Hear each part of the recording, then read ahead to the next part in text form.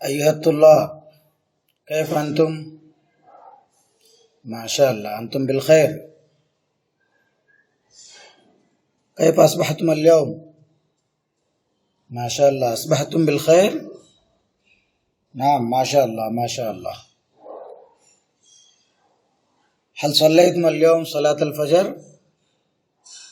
نعم ما شاء الله ما شاء الله.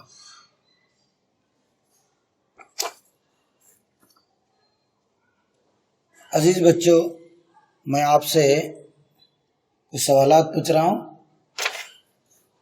بتائیے کہ اللہ تعالیٰ اگر اپنے بندوں سے بات کرنا چاہتا ہے تو کیا وہ ڈائریکٹ اپنے بندوں سے بات کر پائے گا؟ نہیں، کیونکہ اللہ تعالیٰ ہر ایک انسان سے ڈائریکٹ انداز میں بات نہیں کر سکتا. تو پھر کیا طریقہ ہے اللہ تعالیٰ کا اپنے بندوں کو بات کرنے کا؟ اللہ تعالیٰ اگر اپنے بندوں کو اپنا میسیج، اپنا پیغام اگر دینا چاہتا ہے تو پھر وہ پیغام کیسے دے گا؟ بتائیے، کوئی بتا سکتا ہے؟ تو اس کا جواب یہی ہے کہ اللہ تعالیٰ اپنے محبوب بندوں میں سے کسی ایک کو اپنا نبی بنا لیتا ہے اور پھر اپنا پیغام اپنے بندوں کو حضرت جبرائیل کے ذریعے سے اپنے نبی کو پہنچاتا ہے، اور وہ نبی اللہ تعالیٰ کے اس پیغام کو سارے لوگوں کو پہنچا دیتے ہیں. تو ایسا ہی اللہ تعالیٰ نبی کریم صلی اللہ علیہ وسلم کو، محمد مصطفیٰ صلی اللہ علیہ وسلم کو اپنا نبی بنا لیا اور اپنا پیغام حضرت جبرائیل کے ذریعے سے اللہ کے رسول صلی اللہ علیہ وسلم کو اللہ کے صلی اللہ علیہ وسلم پر اتارا، اور اللہ کے رسول صلی اللہ علیہ وسلم نے اللہ تعالیٰ کی ساری باتوں کو ہم تک پہنچایا. تو انہی باتوں کو، جس کو اللہ تعالیٰ نے ہم تک پہنچایا، اس کو کہا جاتا ہے کلام اللہ، یعنی اللہ تعالیٰ کا کلام، اللہ کی بات، اور اسی کو قرآن مجید کہا جاتا ہے. تو چلیے آج ہم لوگ قرآن مجید کے بارے میں پڑھیں گے. تو سب سے پہلے میں آپ کے سامنے اس پہلی عبارت کی پوری عبارت آپ کے سامنے پڑھوں گا. دھیان سے سنیے. القرآن کتاب اللہ انزل علی محمد صلی اللہ علیہ وسلم بواسطة جبرائیل فی فترة 23 سنة فی بلدة مکہ والمدینہ. هذا الكتاب دستور للحیاة الإنسانیة وتعد من صحف السماویة فيه آیات محکمات تتعلق بالعقائد والأعمال والمسائل الدينية والدنيوية. وقد ذكر الله في المصحف كثيرا من أساطير الأولين للتدبر والتفكر، وبشر المؤمنين بالجنة وأنذر الكافرين بعذاب أليم. تبھی جو عبارت آپ لوگوں کے سامنے پڑھی گئی، اس عبارت میں جو مشکل الفاظ ہیں اس کو نشاندہی کی جائے گی. ان الفاظ کو آپ اپنی نوٹ بک میں لکھیے اور ان الفاظ کو گہرائی کے ساتھ سمجھنے کی کوشش کیجیے. تو دیکھیے، سب سے پہلا لفظ آپ لوگوں کے سامنے جو پڑھا گیا وہ لفظ انزلہ. انزلہ یہ لفظ کوئی نیا نہیں اور کوئی مشکل نہیں. اس لفظ کو ہم بار بار اپنی زبان میں دہراتے ہیں. کئی مرتبہ ہم لوگ کہتے ہیں کہ اللہ تعالیٰ نے قرآن مجید کو نازل کیا. نازل کیا یعنی اتارا. تو انزلہ کا لفظ بھی اسی نازل کے لفظ سے، اسی نزول کے لفظ سے نکلا ہے، جس کا معنی ہوا اترنا. اور یہ لفظ انزلہ فعل ماضی مجہول ہے، جس کا ترجمہ ہوگا اتارا گیا. تو انزلہ فعل ماضی مجہول، اس کا معنی ہوا اتارا گیا. اور اس کے بعد دیکھیے واسطۃ جبرائیل. تو یہاں پر اسی لفظ کے اندر ہمارے سوال کا جواب مل گیا کہ اللہ تعالیٰ اپنے بندوں سے براہ راست ڈائریکٹ انداز میں بات نہیں کرتا بلکہ جبرائیل کے واسطے سے. تو واسطے کا مطلب ہوا ذریعے سے، یعنی اللہ تعالیٰ اور نبی کے درمیان میں حضرت جبرائیل ہوتے ہیں. تو اللہ تعالیٰ جبرائیل کو اپنا پیغام سناتا ہے اور جبرائیل اللہ کے صلی اللہ علیہ وسلم کو وہ پیغام پہنچا دیتے ہیں. اس کے بعد اور ایک لفظ دیکھیے فترہ. فترہ کا یہ لفظ آپ کو سننے میں بالکل نیا لگے گا مگر بہت ہی آسان ہے. یہ لفظ کو آسانی سے سمجھنے کے لیے آپ اس کے ذمہ اس کے سامنے لکھ دیجیے فترہ کے سامنے مدت، پیریڈ. تو فی فترہ مطلب فی مدہ. ثلاثہ و عشرین، ثلاثہ و عشرین، ثلاثہ یعنی 3، عشرین یعنی 20. تو 23 سال کی مدت میں، یعنی مطلب یہ ہوا کہ یہ قرآن مجید ایک ہی دن میں نہیں نازل ہوا بلکہ 23 سال کی مدت میں نازل ہوا. تو فترہ کا معنی کیا ہوا؟ فترہ کا معنی ہوا پیریڈ، یعنی 23 ایئرس کی مدت میں. اس کے بعد اور ایک لفظ دیکھیے دستور. دستور کا معنی اگر آپ آسانی سے سمجھنا چاہتے ہیں تو اس کو کئی مرتبہ ہم لوگ کئی مرتبہ تقاریر میں سنتے ہیں، دستور ہند، ہندوستان کا قانون. تو دستور کا معنی ہوتا ہے کانسٹیٹیوشن. تو یہاں پر بھی وہی معنی ہے کہ دستور یہ کتاب قرآن مجید ایک قانون ہے، اللہ تعالیٰ کا دیا ہوا، انسانوں کو دیا ہوا ایک قانون ہے. اس کے بعد اور ایک لفظ دیکھیے تعدو. تعدو تا عین دال. تعدو یہ اس کا معنی ہوتا ہے شمار کیا جاتا ہے. تعدو یہ فعل مضارع مجہول ہے. عدہ یا عدو کا معنی ہوتا ہے، اس کا معنی گننا، کاؤنٹ کرنا، شمار کرنا. تو تعدو یہ فعل مضارع مجہول ہے، تو یہاں پر اس کا معنی ہوگا اس کو شمار کیا جاتا ہے. من صحف السماویہ، آسمانی کتابوں میں. تو صحف کا معنی کتابیں، آسمانی، سماویہ آسمانی، آسمان کو عربی زبان میں سما کہا جاتا ہے. تو صحف السماویہ کا معنی وہ آسمانی کتابیں. اس کے بعد جو ایک بہت ہی اہم جو لفظ ہے اس کو پوری طرح آپ نشاندہی کیجئے، اس کو دھیان سے سنیے. وہ لفظ ہے آیات محکمات. آیات محکمات اس کا معنی ہے محکم آیتیں. قرآن مجید کے اندر جو آیتیں ہیں اس میں سے 2 قسم کی آیتیں ہیں. پہلی قسم جن کو آیات محکمات کہا جاتا ہے. دوسرا آیات متشابہات. دیکھیے صاف طور پر قرآن مجید میں 2 قسم کی آیتیں ہیں. پہلی آیات محکمات، نمبر 2 آیات متشابہات. متشابہات.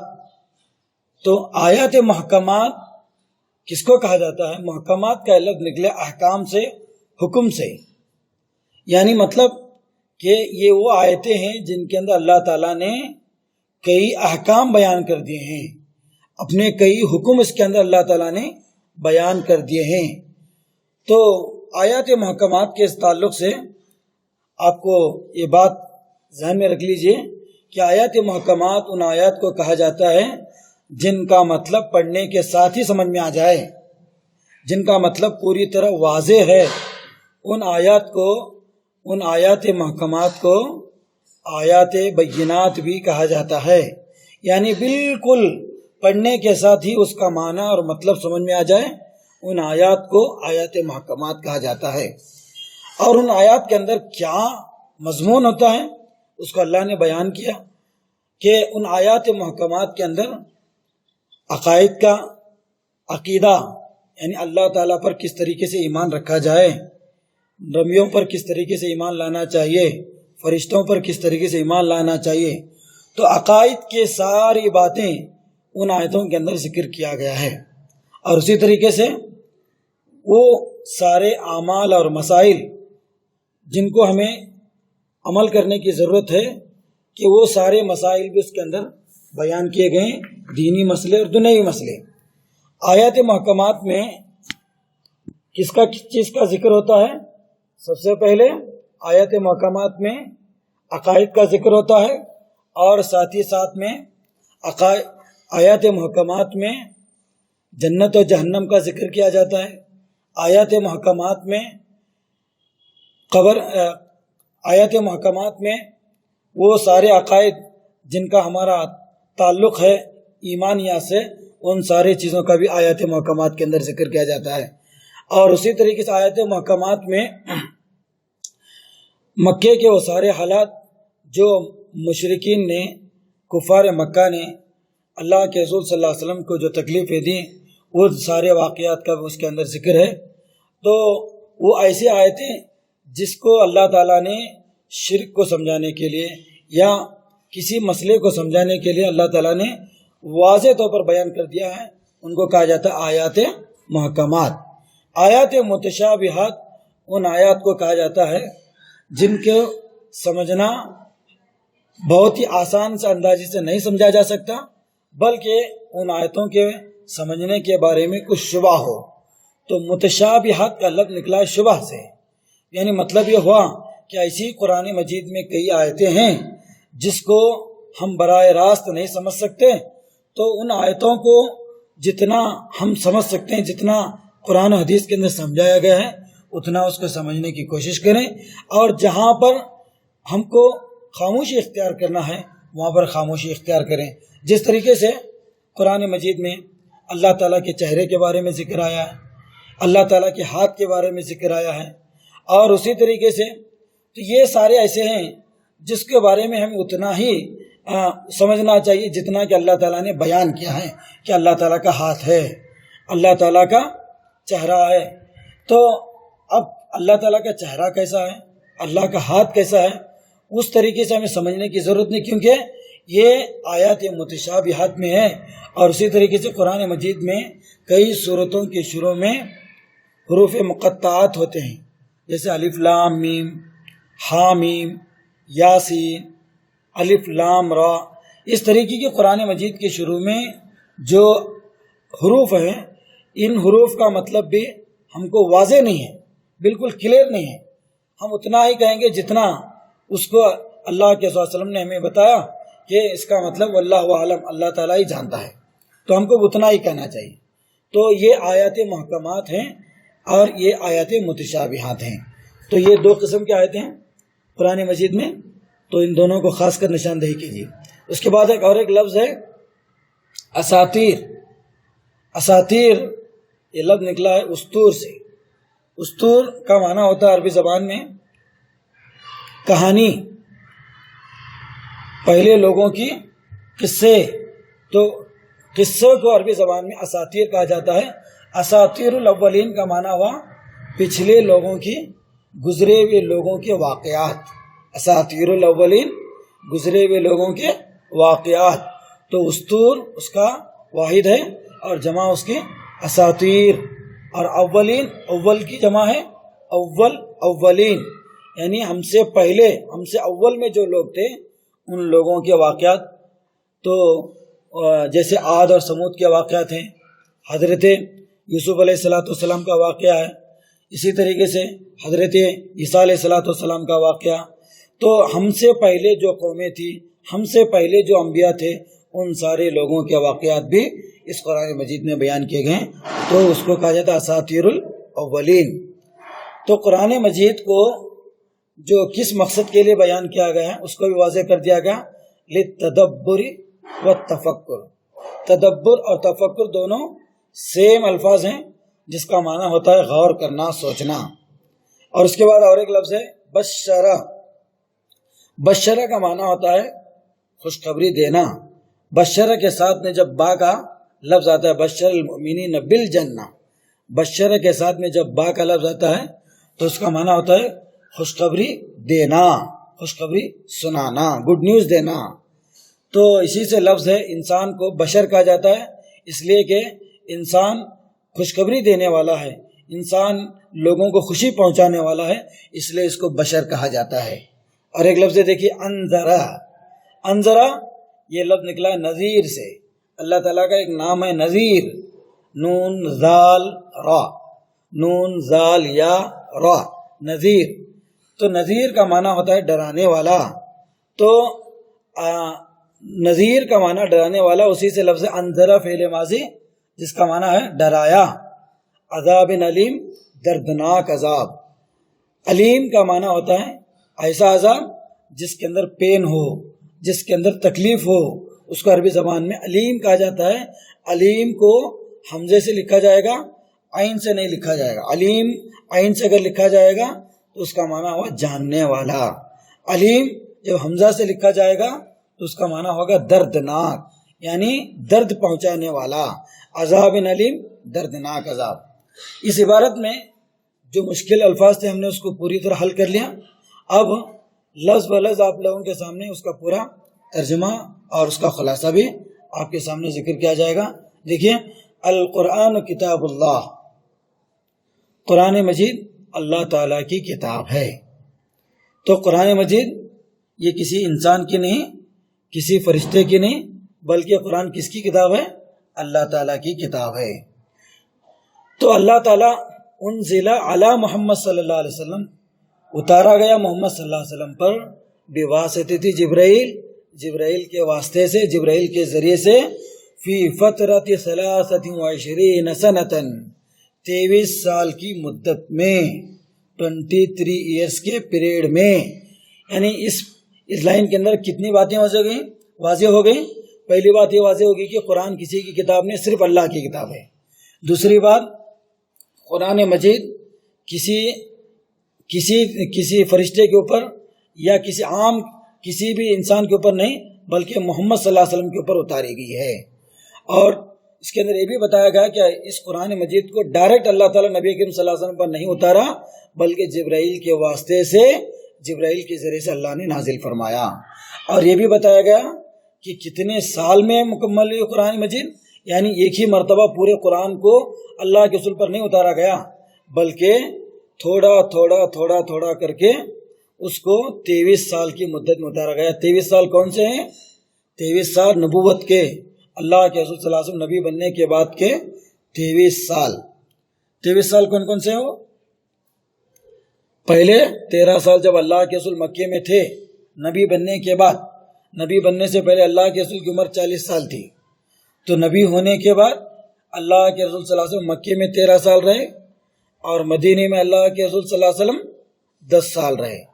تو نبی بننے کے بعد کی جو عمر ہے، نبوت کی عمر، وہ کل عمر اللہ کے رسول کی 23 سال۔ تو 23 سال میں اس قرآن مجید کو مکمل کیا گیا۔ اور یہ بھی بتایا گیا اس لائن کے اندر کہ اس قرآن مجید کو کہاں اتارا گیا؟ مکہ اور مدینہ میں، یعنی قرآن مجید جو کی کچھ صورتیں مکے میں نازل ہوئی اور کچھ صورتیں مدینے میں نازل ہوئی۔ یہ قرآن مجید کا تعارف تھا، قرآن مجید کا انٹروڈکشن تھا۔ اب اس قرآن مجید کو کیا اس کی حیثیت ہے، کیا اس کا مقام اس کو بتایا جا رہا ہے۔ دیکھیے، ھذا الکتاب دستور للحیات الانسانیہ، یہ کتاب انسانی زندگی کے لیے ایک دستور ہے، ایک قانون ہے۔ یعنی مطلب یہ ہوا کہ یہ قرآن مجید انسان کی زندگی گزارنے کا ایک طریقہ اس کے اندر بتایا گیا ہے کہ اگر کوئی آدمی دنیا میں زندگی کرنا چاہتا ہے تو اس کو کس قانون کی پابندی کرنا ہے اور کیسے اس کو چلنا ہے، وہ سارے قانون اس کتاب کے اندر بتائے گئے ہیں۔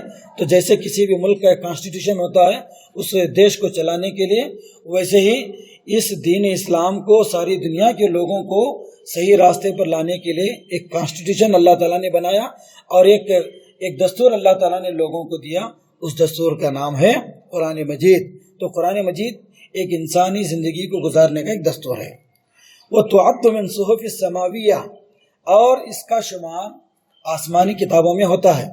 یعنی مطلب یہ آسمانی کتاب، مطلب یہ پہلی کتاب نہیں جو اللہ تعالیٰ نے آسمان سے اللہ تعالیٰ نے اتاری، بلکہ اس سے پہلے بھی کئی کتابیں اللہ تعالیٰ نے اتاری، جیسے زبور، تورات، انجیل، اور اسی طریقے سے کئی صحیفے اللہ تعالیٰ نے انبیاء کو دیے۔ اور اسی میں سے جیسے اللہ تعالیٰ نے الگ الگ انبیاء کو الگ الگ کتابیں دی، ویسے اللہ تعالیٰ نے نبی کریم صلی اللہ علیہ وسلم کو قرآن مجید اللہ تعالیٰ نازل فرمایا، اور یہ بھی آسمانی کتابوں میں سے کتاب ہے۔ تو جو بات آپ لوگوں کے سامنے بتائی گئی تھی آیات محکمات، تو آیات محکمات یعنی وہ آیتیں جن کا مطلب پوری طرح واضح ہے، جن کو پڑھنے کے ساتھ ہی سمجھ میں آ جاتا ہے، اور ان آیتوں کے اندر کوئی شبہ نہیں ہوتا، ان آیتوں کو آیات محکمات کہا جاتا ہے۔ تو فیہ آیات محکمات، اس قرآن مجید میں، فیہ اس میں، کس میں؟ قرآن مجید میں۔ تو ہی سے مطلب ہے اس کے اندر قرآن مجید، تو فی ایک الگ لفظ ہے اور ہی ایک الگ لفظ ہے، تو فی اور ہی دونوں کو ملانے کے بعد اس کا معنی ہوا اس میں، یعنی کس میں؟ اس قرآن مجید میں۔ آیات محکمات، محکم آیتیں ہیں، تتعلق، جس کا تعلق ہوتا ہے، تتعلق آیات کا تعلق کس ہے؟ تو تتعلق تعلق رکھتی ہیں، کون تعلق رکھتی ہیں؟ وہ آیتیں، جو آیت محکمات کا تعلق کس سے ہے؟ عقائد سے ہے۔ عقائد کا معنی بلیو، اللہ تعالیٰ پر ایمان رکھنا، نبیوں پر ایمان رکھنا، فرشتوں پر ایمان رکھنا، قیامت کے دن پر ایمان رکھنا، آخرت کے دن پر ایمان لانا، تو قرآن پر ایمان لانا، تو ان ساری چیزوں کو جو ایمانیات سے جو تعلق ہیں، ان سارے باتوں کا آیات محکمات کے اندر ذکر ہے۔ اور اسی طریقے سے والاعمال والمسائل الدینیہ والدنیویہ، اور سارے اعمال اور دینی اور دنیوی سارے مسئلوں کا اس کے اندر ذکر ہے۔ مسائل، پرابلمس، دین اور دنیا کو گزارنے کے وقت میں جو بھی ہمارے سامنے مسئلے مسائل آتے ہیں، کہ کوئی دین کا مسئلہ ہے کہ نماز کس طریقے سے پڑھنا ہے، وضو کیسے کرنا ہے، روزے کیسے کرنا ہے، تو یہ دینی مسئلہ ہے، تو اس کا بھی قرآن مجید کے اندر ذکر کیا گیا آیت محکمات کے اندر۔ اور اسی طریقے سے دنیوی مسئلے، تجارت کیسے کرنا ہے، بزنس کیسے کرنا ہے، نکاح کیسے کرنا ہے، تو پڑوسی کے کیا حقوق ہیں، تو یہ سارے کے سارے جو دنیاوی جو مسئلے ہیں، اس کا بھی آیات محکمات کے اندر ذکر کیا گیا ہے۔ وَقَدْ ذَكَرَ اللَّهُ فِي الْمُصْحَفِ كَثِيرًا مِّنْ أَسَاطِيرِ الْأَوَّلِينَ، اور اللہ تعالیٰ نے ذکر کیا ہے، ذکرہ کا معنی ذکر کیا، بیان کیا اللہ تعالیٰ نے، فی المصحف اس قرآن مجید میں، کثیراً بہت زیادہ، من اساطیر الاولین پہلے لوگوں کے، اگلے لوگوں کے واقعات۔ تو اسطور کا معنی آپ لوگوں کو بتایا گیا واقعات، تو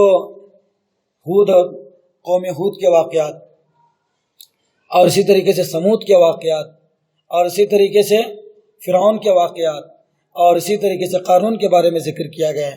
تو پہلے لوگوں نے کس طریقے سے، ان لوگوں نے اللہ تعالیٰ کی نافرمانی کی، یا ایسی کئی قومیں جنہوں نے صحیح راستے پر اپنی زندگی گزاری، ان سارے لوگوں کے واقعات کو اللہ تعالیٰ نے بیان کیا ہے۔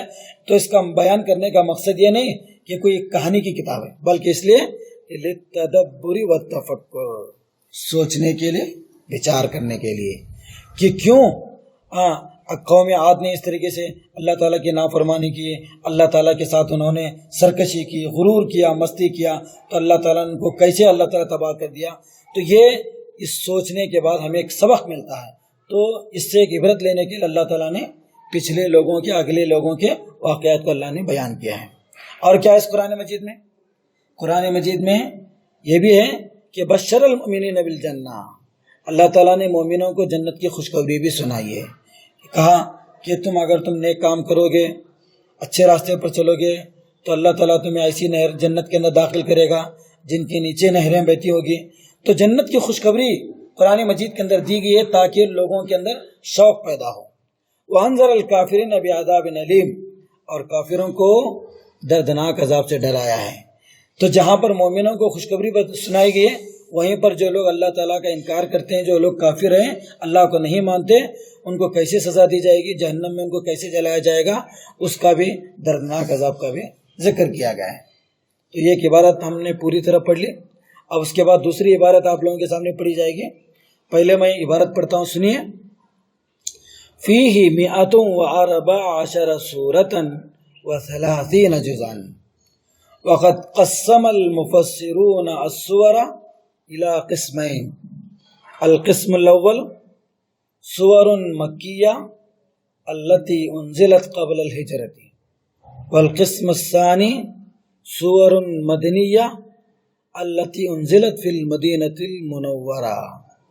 سور و آیات مکیہ تتعلق عامة بأصول دینیہ كالعقائد عن وجود اللہ وعن اثبات الرسالہ وبعث بعد الموت. وسور و آیات مدنیہ تتعلق عامة بالاحکام والعبادات وامور الدنیا كالتجارة والنکاح والبيع وغیر ذلك التي تتعلق بالحیات الانسانیت او الاسلامیہ. اب اس دوسرے پیراگراف میں جو مشکل الفاظ ہیں، پیراگراف نمبر 2 لکھیے، اس پیراگراف نمبر 2 کے اندر جو مشکل الفاظ ہیں اس کو آپ لوگ لکھ کر اس کے معنی اور اس کے سارے وضاحت آپ لوگ اس کے سامنے لکھ دیجیے. پہلا لفظ ہے دیکھیے اس میں قسمہ. قسمہ کا معنی ہوتا ہے تقسیم کرنا، ڈیوائڈ کرنا. قسمہ یہ بھی فعل ماضی ہے جس کا معنی ہوتا ہے تقسیم کرنا، ڈیوائڈ کرنا. المفسرون تفسیر لکھنے والے. قرآن مجید کی جن لوگوں نے خدمت کی ہے اس میں سے 2 قسم کے لوگ ہیں. ایک پہلا ہوتا ہے مترجمین، ترجمہ کرنے والے لوگ. دوسرے ہے مفسرین، قرآن مجید کا مطلب بیان کرنے والے، تفسیر بیان کرنے والے. تو قرآن مجید کا جو لوگ، کئی ایسے قرآن ہیں جس میں صرف ترجمہ کیا گیا اور کئی ایسے قرآن ہیں جس ترجمے کے ساتھ میں اس کا مطلب، اس کا خلاصہ، اس کا ایکسپلینیشن سب جو بیان کیا جاتا ہے اس کو کہا جاتا ہے تفسیر. تو ایکسپلینیشن کو عربی زبان میں تفسیر کہا جاتا ہے اور ایکسپلین کرنے والے کو عربی زبان میں مفسر کہا جاتا ہے. تو مفسرین نے قرآن مجید کو 2 حصوں میں تقسیم کیا ہے. جیسے پہلے پیراگراف میں یہ بات آئی تھی کہ آیات 2 قسم کے ہیں، آیات محکمات، آیات متشابہات. ویسے قرآن مجید میں 2 قسم کی صورتیں ہیں. ایک پہلی قسم ہے تو المفسرون کا معنی لکھ لیجئے تفسیر کرنے والے. تو اب اس کے بعد اور ایک لفظ لکھ لیجئے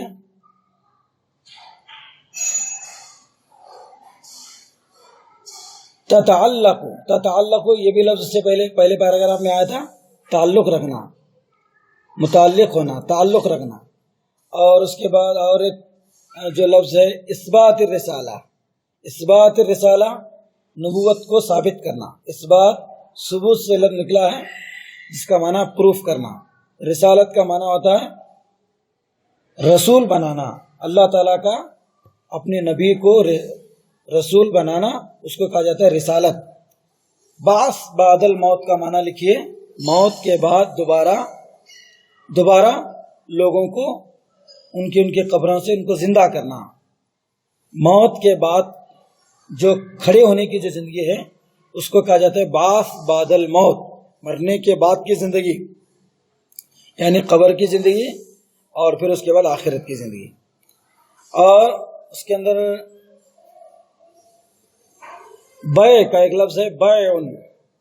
بیعن کا معنی ہوتا ہے خرید و فروخت، بیچنا. تو بیعن کا معنی لکھ لیجئے بیچنا. با یبیعو اس کا معنی ہوتا ہے بیچنا. البیع ایک اسم ہے جس کا معنی بیچنا. تو یہ اس کے اندر کوئی زیادہ مشکل الفاظ نہیں ہے، بس ایک کہ مفسرون کا معنی تفسیر لکھنے والے، قسمہ کا معنی تقسیم کیا، اور پھر اس کے بعد بعث بعد الموت یعنی موت کے بعد کی زندگی. تو یہ الفاظ تھے، اس کو آپ لوگوں نے لکھ لیا. اب اس کے بعد اس کا میں لفظ بلفظ آپ کے سامنے ترجمہ اور پھر اس کا مطلب آپ کے سامنے بیان کر دیں. تو فیہ 114 سورۃ و 30 جزءا. اس قرآن مجید میں 114 سورتیں ہیں اور 30 پارے ہیں. تو 100 کو عربی زبان میں کہا جاتا ہے میاتن، 4 10، تو یعنی مطلب ہوا 114 سورتیں. تو کل قرآن مجید میں 14 سورتیں ہیں و 30 جزءا اور 30 پارے ہیں. جز عربی زبان میں کہا جاتا ہے پارے کو. تو جیسے ہم بار بار پڑھتے ہیں پہلا جز پڑھ رہا ہوں، دوسرا جز پڑھ رہا ہوں، تو جز یعنی پارے. تو ٹوٹل قرآن مجید کی سورتیں 114 اور اس کے پارے 30. تو وقت قسم المفسرون السور الی قسمین. مفسرین نے سورتوں کو تقسیم کیا ہے 2 حصوں میں، 2 قسموں میں. قسمہ تقسیم کیا ہے مفسرون، تفسیر لکھنے والوں نے، مفسرین نے دو حصوں میں. القسم الاول پہلی قسم سورۃ مکیہ مکی صورتیں. تو صورتوں میں جو دو قسمیں، پہلی صورت مکی صورتیں. تو مکی صورتیں اور مدنی صورتیں کس کو کہتے ہیں اس کو اچھی طرح سمجھ لیجئے. عام طور پر اس سلسلے میں علماء کے الگ الگ تفسیر قرآن مجید کے اندر الگ الگ اس کے اندر رائے لکھی گئی ہیں، مگر سب سے زیادہ صحیح بات جو لگتی ہے وہ یہ کہ مکی صورتیں ان صورتوں کو کہا جاتا ہے جو ہجرت سے پہلے اللہ کے رسول صلی اللہ علیہ وسلم پر اتاری گئیں، چاہے وہ اللہ کے رسول مکے میں رہے ہوں یا مدینے میں رہے ہوں. جو ہجرت سے پہلے یعنی اللہ کے رسول جب مکہ چھوڑ کر مدینے کو آ رہے تھے تو ہجرت سے پہلے جو صورتیں نازل ہوئی، چاہے وہ مکہ میں نازل ہوئی ہوں یا مکے کے اطراف میں جہاں پر بھی اللہ کے رسول گئے ہوئے تھے یا مدینے کے اندر گئے ہوئے تھے یا کہیں پر اللہ صلی اللہ علیہ وسلم کی دعوت کا کام کرنے کے لیے کہیں پر باہر گئے ہوئے تھے، وہاں پر جو بھی صورت نازل ہوئی تو وہ ساری صورتیں جو ہجرت سے پہلے نازل ہوئی ان ساری صورتوں کو مکی صورتیں کہا جاتا ہے. اور مدنی صورتیں وہ صورتیں جو ہجرت کے بعد نازل ہوئی، یعنی اللہ کے رسول کے مکہ سے مدینے کو ہجرت کرنے کے بعد، مدینے میں آنے کے بعد جو صورتیں نازل ہوئی، چاہے وہ اللہ صلی اللہ علیہ وسلم مکہ کو آئے ہوں، مکہ کے ایرے میں رہے ہوں یا مدینے کے باہر کہیں بھی رہے ہوں، ہجرت کے بعد جو بھی نازل ہوئی ان ساری صورتوں کو مدنی صورتیں کہا جاتا ہے. اب مکی صورتوں کے اندر کیا کنٹینٹ ہوتا ہے، مکی صورتوں کے اندر کیا اس کے اندر باتیں بتائی گئی ہیں اس کو یہاں پر بتایا گیا ہے. اب دیکھیے مکی صورتوں کے اندر کیا بتایا گیا ہے. مکی صورتوں کے اندر بتایا گیا ہے سورۃ المکیہ التی انزلت قبل الہجرہ. مکی صورتیں وہ ہیں جو ہجرت سے پہلے نازل کی گئی. انزلت، دیکھیے پہلے لفظ ہم نے پڑھا تھا انزلہ، یہ انزلت واحد مؤنث غائب کا صیغہ ہے. انزلت یعنی یہ صورتیں نازل کی گئی قبل الہجرتی، ہجرت سے پہلے. والقسم الثانی دوسری قسم سورۃ المدنیہ مدنی صورتیں التی انزلت فی المدینۃ المنورہ جو کہ مدینہ منورہ میں نازل کی گئیں یعنی ہجرت کے بعد. سورن مکیہ، تو مکی صورتوں کے اندر کیا مواد ہے، اس کے اندر کیا کنٹینٹ ہے وہ بتایا جا رہا ہے. سورن و آیات مکیہ تتعلق عامۃ باصول دینیہ. مکی صورتیں اور اس کی جو آیتیں ہیں تتعلق تعلق رکھتی ہیں، اس کا تعلق عام طور پر اس کا تعلق یعنی مطلب ہو سکتا ہے مکی صورتوں کے اندر دوسرا بھی کوئی آ جائے مگر زیادہ سے زیادہ عام طور پر اس کے اندر جو باتیں بتائی گئیں وہ اصول دینیہ کے بارے میں، دین کے اصول کے بارے میں. بے اصول دینیہ، دینی اصول یعنی دین کے کیا مین اصول ہیں، یعنی جیسے سب سے پہلا جو اسلام کا جو سب سے پہلا اصول کہ وہ کلمہ توحید، ایک اللہ کو ماننا، ایک اللہ کی گواہی دینا، نبی اکرم صلی اللہ علیہ وسلم کے نبی ہونے کی گواہی دینا. تو یہ پہلا اصول ہے اسلام کا، یہ پہلا جو رکن ہے، اس پہلے رکن کے بارے میں ہی زیادہ تر مکی صورتوں کے اندر بیان کیا گیا ہے. تو مکی صورتیں کا بارے میں آپ نے سنا کہ مکی صورت ان صورتوں کو کہا جاتا ہے جو ہجرت سے پہلے نازل ہوئی. اور ہجرت سے پہلے اللہ کے رسول کے اوپر نہ نماز فرض ہوئی تھی، نہ روزے فرض ہوئے تھے، نہ زکوٰۃ فرض ہوئی تھی، نہ حج فرض ہوئے تھے. تو صرف اور صرف مکی صورتوں کے اندر عقائد کے بارے میں، یعنی ایک اللہ تعالیٰ کو ایک اللہ تعالیٰ کو ماننا چاہیے، ایک اللہ تعالیٰ ایک ساتھ اس کے ساتھ کسی کو شریک نہیں کرنا چاہیے، اسی بات کو قرآن مجید میں مکی صورتوں کے اندر سمجھایا گیا ہے. کل عقائد وجود اللہ، جیسے کہ اللہ کے وجود کے بارے میں عقیدہ رکھنا کہ اللہ تعالیٰ آسمان پر ہے اور کرسی کے اوپر مستوی ہوا ہے اور اللہ تعالیٰ اکیلا ہے اور اللہ تعالیٰ کا وجود ہے. اس چیز کو ماننے کا، اس چیز کو ان پر ایمان لانے کے بارے میں مکی صورتوں کے اندر بیان کیا گیا. وہ نسبات رسولہ، اور کیا بیان کیا گیا مکی صورتوں کے اندر؟ نبی کو رسالت دینے کے بارے میں. یعنی ان مکی صورتوں کے اندر یہ بھی بتایا گیا ہے کہ کس طریقے سے اللہ تعالیٰ نے نبی اکرم صلی اللہ علیہ وسلم کو رسول بنایا اور ان کو کیسے پیغام دیا، نبی نے آ کر کیسے کام کیا. ان ساری باتوں کی اس بات رسالہ کہا جاتا ہے. وبعث بعد الموت، موت کے بعد کی زندگی، یعنی مرنے کے بعد اس کے بعد ہمارے ساتھ کیا حالات ہوں گے، موت کے بعد یعنی قیامت کے دن جب ہم کھڑے ہوں گے تو اللہ ہمارے ساتھ کیسے حساب و کتاب ہوگا، میدان محشر کے کیا منظر ہوگا، کیا حالات ہوں گے، وہ ساری چیزوں کا بھی مکی صورتوں کے اندر بیان کیا گیا ہے۔ اور مدنی صورتوں کے اندر کیا کنٹینٹ ہے، کیا اس کے اندر مواد ہے؟ دیکھیے، سورن و آیات مدنیات تعلق عامتاً، مدنی صورتوں کا تعلق عام طور پر احکام سے ہوتا ہے، بالاحکام، احکام سے ہوتا ہے۔ احکام یعنی مسئلے مسائل بیان کیے، احکام بیان کیے گئے ہیں، یعنی اس کے اندر خرید و فروخت کس طریقے سے کرنا ہے، اور نکاح کے کیا قانون ہیں، اسی طریقے سے دوسرے جو بھی طلاق کے کیا مسائل ہیں، اسی طریقے سے پڑوسی کے کیا حقوق ہیں۔ تو یہ سارے کے سارے جو مسائل ہیں، تجارت کے اصول، یہ سارے کے سارے احکام مدنی صورتوں کے اندر بیان کیے گئے ہیں۔ اور والعبادات، عبادت کا ذکر ہے کہ زکوٰۃ کس طریقے سے ادا کرنا ہے، اور حج کے مسائل بیان کیے گئے، وہی ایک عبادت ہے، اس عبادت کو کس طریقے سے انجام دیا جائے۔